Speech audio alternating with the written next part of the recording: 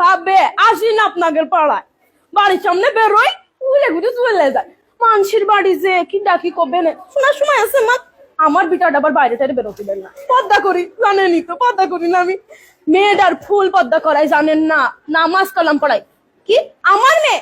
কোন ছেলে বন্ধু নেই ভাবি, আপনার মেয়েরই তো দেখলাম কসিং এর ছেলে কিটা, আবার আমারও কি সময়। আমি তো দেখি না ভাবছেন। আপনার মেয়ে কার সাথে গল্প করে জানেন? পাড়ার ওই সামলার সাথে। খোঁজ খবর রাখবেন না, চোখে চোখে রাখবেন ভাবি, চোখে চোখে রাখবেন। কখন কোন বিপদ হয়ে যাবে। আমার মেয়ে ছেলে ফুল পদ্মা, একদম ফুল পদ্মা। আমি যারা পদ্মা করে ছেলে বেলের করাই পদ্মা। ভাবি তাহলে কথা আর একটা কই ভাবি, আসলাম যখন খাইতে খাইতে পাশের বাড়ি গেলাম, ছেলে নাগের বাড়ি, গেটই খুললো না ভাবি। গেট খুলে আল্লাহ তো দেখেছে ভাবি, আল্লাহ দেখেছে ভাবি।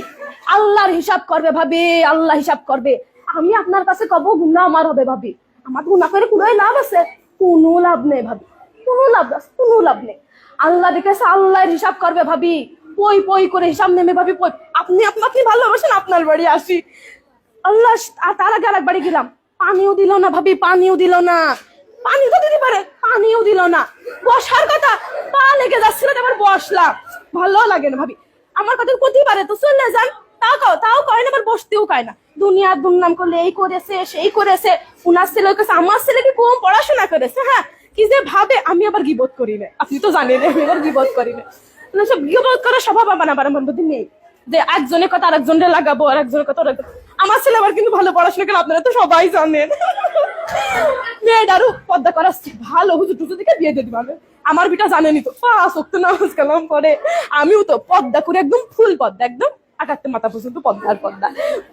তা ভাবি বসি, বসতে বলছেন বসি ভাবি। তা বলছি কয়টা টাকা দিলে হয় না? কয়টা টাকা বলছি ভাবি। তা আপনি তো কাছের একটা 3 পিস কেন্দ্র।